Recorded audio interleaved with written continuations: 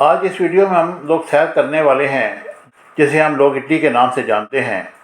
میں آپ لوگوں کو اس ملک کے بارے میں کچھ دلچسپ معلوماتی اور حیران کن باتیں بتاؤں گا جو یقیناً آپ آج سے پہلے نہیں جانتے ہوں گے۔ مجھے امید ہے کہ یہ ویڈیو آپ آخر تک سنیں گے اور چینل کو سبسکرائب کرنا نہ بھولیے گا اور بیل آئیکن کو دبا دیں تاکہ آئندہ آنے والی ویڈیو بھی آپ تک بآسانی پہنچ سکے۔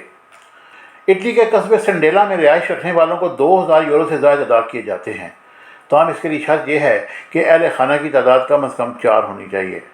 لمبرگینی، فراری، فیرٹ، الفا رومیو، لانسیا، وزیراٹی اگر آپ کو پسند ہیں تو جان لیں کہ یہ تمام کاریں اٹلی سے آتی ہیں۔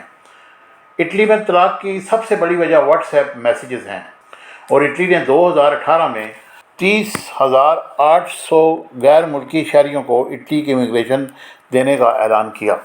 اس امیگریشن میں پاکستانی شہری بھی اٹلی کا ویزا لے سکتے ہیں۔ ویلنگٹن سٹی کو اگر ہم اٹلی میں موجود ایک الگ ملک کہیں تو یہ کہنا بے جا نہ ہوگا، اور یہ شہر عیسائیوں کے لیے وہی اہمیت کا حامل ہے جو مسلمانوں کے لیے مکہ مکرمہ۔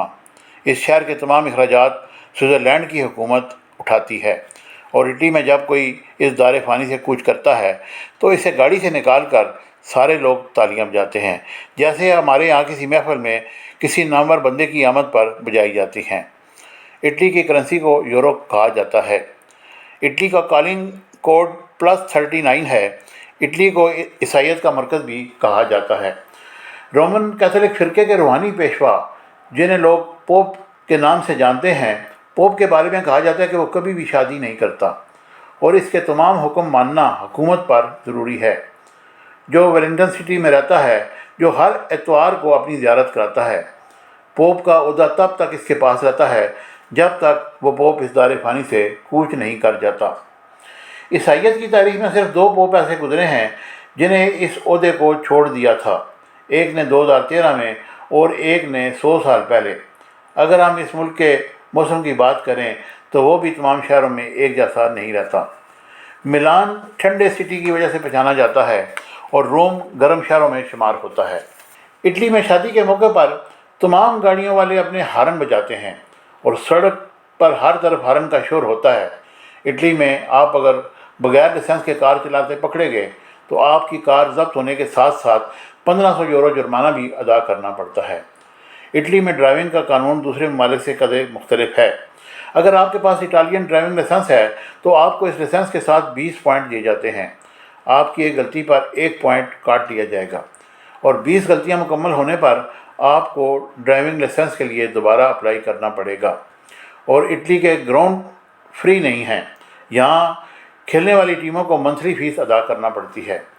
حیرانگی کی بات یہ ہے کہ فٹ بال اٹلی کا قومی کھیل ہے۔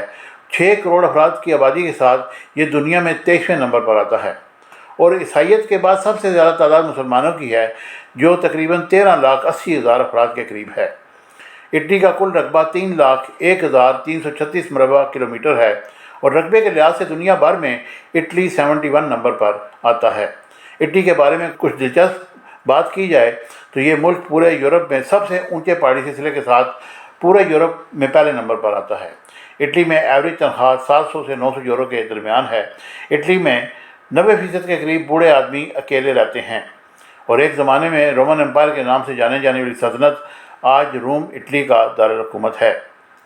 یہ شہر 25 لاکھ افراد کو اپنے اندر سموئے ہوئے ہے۔ اٹلی اپنی معیشت کے حوالے سے دنیا بھر میں 8ویں نمبر پر آتا ہے۔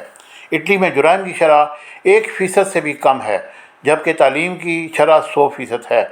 اٹلی میں 5 سے 15 سال کے ہر بچے کو اسکول جانا لازمی ہے، اور بچے کی غیر حاضری کی صورت میں والدین کو جرمانے ادا کرنے پڑتے ہیں۔ اگر ہم بات کریں امیگریشن کی تو یہ یورپ کے دوسرے ممالک کے مقابلے میں بہت آسان ہے۔ ورک پرمٹ لینا بھی دوسرے یورپی ممالک کے مقابلے میں کافی آسان ہے، اور اٹلی میں ہر سال ایک کوٹا مختص کیا جاتا ہے اور غیر یورپی ورکرز کو اٹلی کے ویزے جاری کیے جاتے ہیں۔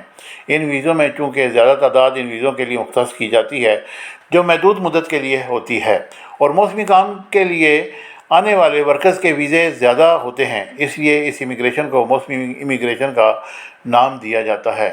اور اس امیگریشن میں پاکستانی شہری بھی اٹلی کا ویزا لے سکتے ہیں، کیونکہ پاکستان کا اس سلسلے میں اطالوی حکومت کے ساتھ غیر قانونی امیگریشن روکنے کے لیے 2 طرفہ معاہدہ موجود ہے۔ اس امیگریشن کی بنیادی شرط یہ ہے کہ اٹلی میں موجود کوئی ذمہ دار اپنے کھیتوں میں کام کے لیے یا پھر اٹلی کے کسی تفریحی مقام پر موجود کسی ہوٹل کا مالک ایک مخصوص مدت کے لیے متعلقہ پاکستانی ورکرز کا ویزا اٹلی سے اپلائی کرے، اور امیگریشن میں ایسے پاکستانی جو اٹلی میں تعلیم کے سلسلے میں مقیم ہیں یا گزشتہ سال زرعی یا موسمی کام کے لیے ویزا لینے کے بعد اٹلی آئے تھے، ابھی بھی غیر قانونی مقیم ہیں، اور ان کے لیے ممکن ہوتا ہے کہ وہ اپنے عارضی یا محدود مدت کے ویزے کو مستقل کروا سکیں۔ اگر آپ 10 سال سے اٹلی میں رہائش پذیر ہیں تو آپ 10 سال کی ریزیڈنٹ شو کرتے ہوئے اٹالین نیشنلٹی کے لیے اپلائی کر سکتے ہیں۔ اٹالین قوم اپنے کتوں سے اس حد تک پیار کرتی ہے کہ ان کے کتے رات کو ان کے بستر میں سوتے ہیں۔ اگر بازار جاتے ہیں تو کتا ان کی گاڑی میں ہوتا ہے۔ اٹلی میں بہت کم لوگ ایسے ہیں جو پروفیشنل کمپیوٹر آپریٹر ہیں، اور اطالوی زبان کے حامل اس ملک میں 95% افراد انگلش نہیں جانتے۔ اگر کوئی آدمی اسکرٹ پہن کر اٹلی کی سڑکوں پر گھومنے کی کوشش کرتا ہے تو اس کو کم سے کم وقت میں اٹالین پولیس کی طرف سے حراست میں لے لیا جائے گا، اور اگر وقت کی بات کی جائے تو اٹلی وقت کے لحاظ سے پاکستان سے 4 گھنٹے پیچھے اور اپریل کے مہینے میں اکتوبر تک 3 گھنٹے پیچھے رہتا ہے، کیونکہ ان ماہ میں اٹلی کا ٹائم زون 1 گھنٹہ بدل دیا جاتا ہے۔ اٹلی میں ہر سال 5 کروڑ کے قریب سیاح سیر کے لیے آتے ہیں۔ اٹلی کا 60% ریونیو سیاحت سے حاصل ہوتا ہے۔ اٹلی دنیا میں شراب پیدا کرنے والا سب سے بڑا ملک ہے، اور اٹالین پیزا، اٹالین کھانے پوری دنیا میں مشہور ہیں، اور لڑکیاں بڑے فخر سے بتاتی ہیں کہ مجھے اٹالین کھانے بنانے آتے ہیں۔ اٹلی میں سڑکوں کے نام شہروں کے نام پر رکھے جاتے ہیں، جیسے سڑکیں روم، اور کچھ سڑکوں کے نام دنوں اور تاریخوں پر رکھ دی جاتے ہیں، جیسے 20 اپریل ایک سڑک کا نام ہے۔ اٹلی فیشن کی دنیا میں چھایا ہوا ہے۔ اٹلی کے برانڈڈ اسٹیٹس سمبل کے طور پر استعمال ہوتے ہیں، اور گدھے کا گوشت اٹالین لوگ بڑے شوق سے کھاتے ہیں، لیکن بگ میٹ ان کی سب سے بڑی پسندیدہ ڈش ہے۔ جس طرح مسلمان عید الاضحیٰ پر بکروں کا گوشت کھاتے ہیں اور سب سے زیادہ پسند کرتے ہیں اور کھاتے ہیں، اسی طرح اٹالین لوگ بگ میٹ کی ڈش کو اپنے لیے سب سے زیادہ فوقیت دیتے ہیں۔